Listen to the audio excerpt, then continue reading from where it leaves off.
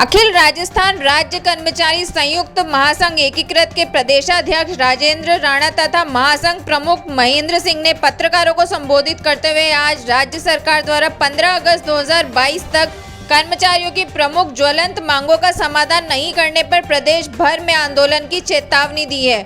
अखिल राजस्थान राज्य कर्मचारी संयुक्त महासंघ एकीकृत 8 सूत्री मांगों को लेकर आज वार्ता की गई। प्रदेशाध्यक्ष राजेंद्र राणा द्वारा प्रेस वार्ता में घोषित प्रदेश कार्य समिति चेयरमैन विशेषाधिकार समिति महेंद्र सिंह, मुख्य संरक्षक सियाराम शर्मा, संरक्षक शिवशंकर ओझा, वरिष्ठ उपाध्यक्ष वीरेंद्र शर्मा, पीके जोशी, जितेंद्र सिंह, विक्रम सिंह सायावत, उपाध्यक्ष कमल लांबा, मीडिया प्रभारी मंत्री पुरुषोत्तम कुंभन सहित 36 सदस्यों को शामिल किया गया है। मिली है किस प्रकार से आपकी मांगे सरकार तक पहुंचाई जाएगी और साथ ही संगठन में कार्य किया जाएगा। महासंघ एकीकृत के करीब 7 लाख कर्मचारियों से ये मान्यता रखता है, जिसमें सबसे बड़ा वर्ग शिक्षक वर्ग आता है। करीब 4.25 लाख शिक्षक वर्ग है। उसमें एक महत्वपूर्ण जिम्मेदारी आज मुझे मिली है प्रदेश महामंत्री की। जो हमारा मांग पत्र है, केवल 8 सूत्री मांग पत्र है, उसमें जो अभी अध्यक्ष जी ने बताया, उसमें और कुछ मांगे हम जोड़ के सरकार को 15 अगस्त तक का अल्टीमेटम देंगे। सरकार ने काफ़ी अच्छा काम किया है अब तक, और भी सरकार इस बार कर्मचारी हितों की रक्षक महसूस हो रही है। अगर ये काम हमारा कर देता है सरकार, तो निश्चित रूप से सरकार का कर्मचारी गुणगान करेगा। अगर सरकार नहीं करती है तो 15 अगस्त के बाद कर्मचारी सड़कों पर होगा, राजधानी पे, और अपनी मांगे मनवाने के लिए वो अड़िग होगा। ठीक है। अखिल राजस्थान राज्य कर्मचारी संयुक्त महासंघ एकीकृत के जो प्रदेश अध्यक्ष हैं सम्मानीय राजेंद्र राणा जी जो है सर्वसम्मति से निर्वाचित हुए थे। आज उन्होंने प्रदेश कार्यकारिणी का गठन किया है, जिसमें करीब 42 संगठनों को जिम्मेदारी दी गई है और 101 सदस्यीय प्रांतीय कार्यकारिणी का गठन हुआ है। और उन्होंने सबसे पहले बैठक, जो प्रांतीय कार्यकारिणी की बैठक हुई थी, उसमें यह तय हुआ है कि जो कर्मचारियों के लंबित मांगे हैं, जिसमें संविदा कर्मचारियों का नियमितीकरण है, 9, 18, 27 की जगह 7, 14, 21, 28 पर जो है ACP देना है, टाइम बाउंड पदोन्नति देना है। इस तरह से इन जो मांगे हैं उनका जो सरकार को हम नोटिस देंगे, और सरकार 15 अगस्त तक अगर कार्यवाही करती है तो निश्चित तौर पर हम उसकी समीक्षा जो है 15 अगस्त के बाद करेंगे। अगर नहीं करती है तो 15 अगस्त के बाद यहाँ राजधानी की सड़कों पर कर्मचारियों का सैलाब होगा और आंदोलन की शुरुआत होगी। ये आज हमने तय किया। क्या कुछ रहेगा? कार्यकारिणी गठित हुई है, उसमें कौन कौन है? सबसे पहले तो मैं सभी पत्रकार भाइयों का आभार व्यक्त करता हूँ। और आज हमारी प्रदेश कार्य 101 सदस्यीय प्रदेश कार्य समिति इसलिए तो ये महासंघ एकीकृत की 7 मई को चुनाव हुए थे, मगर उससे पूर्व हमारी कैबिनेट की बैठक भी हुई है यहाँ, और बैठक में हमने कुछ महत्वपूर्ण निर्णय लिए।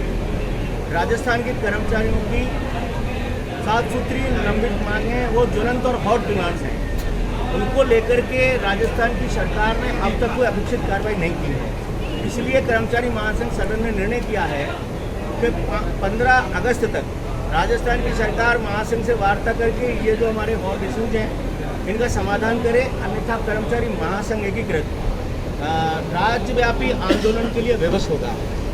इसमें हमारी कर्मचारियों की जो प्रमुख मांगे हैं उनमें एक तो समस्त विभागों में जो संविदा और निविदा कर्मचारी उनका नियमितीकरण, वेतन एवं भत्तों की हमारी जो विसंगति है उनका निस्तारण, हमारे राज्य कर्मचारियों की जो ACP पर लाभ है वो 9, 18, 27 की जगह 7, 14, 21 और 28 वर्ष करने, हमारे संविदा सेवा से नियमित हुए जो कर्मचारी हैं उनके सेवा काल को पेंशन पर लाभ में शामिल करना, और भ्रष्टाचार मुक्त स्थानांतरण नीति के साथ साथ समयबद्ध पदोन्नति और लंबित पदनाम परिवर्तन संबंधी जो पत्रावलियां हैं उनका शीघ्र निस्तारण के साथ पुलिस विभाग में भी राज्य कर्मचारियों की, अन्य राज्य कर्मचारियों की वरिष्ठता के आधार पर पदोन्नति जो प्रक्रिया है वो लागू करने जैसे हमारी हॉट इश्यूज हैं।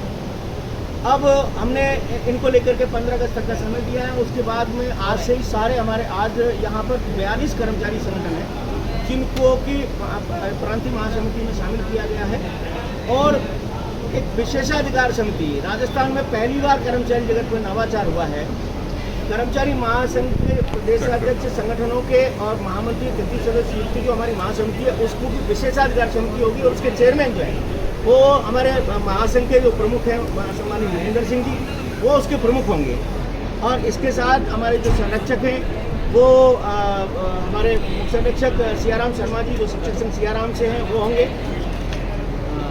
हमारे इसके साथ साथ वो जो हमारे वरिष्ठ उपाध्यक्ष हैं वो हमारे जितेंद्र जी हमारे लैब टेक्नीशियन संघ से हैं, जितेंद्र सिंह फौजदार जी उसके प्रदेशाध्यक्ष हैं, वीरेंद्र शर्मा जी शिक्षक सियाराम से, पीजी जोशी जी और विक्रम सिंह सायावत जी जो उपाध्यक्ष हैं प्रबोधक संघ से वो होंगे।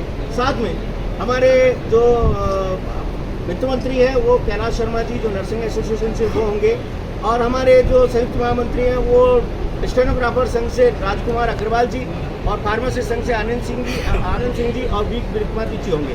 हमारे जो मीडिया प्रभारी हैं वो मीडिया प्रभारी पुरुषोत्तम कुंभत जी, बकी अहमद जी, पुरुषोत्तम कुंभत जी नर्सिंग एसोसिएशन से हैं, बकी अहमद जी रेडियोग्राफर संघ से, संतोष शर्मा जी लेफ्टिनेंट संघ से, बलवीर चौधरी जी प्रदेश प्रबंधक संघ से हैं।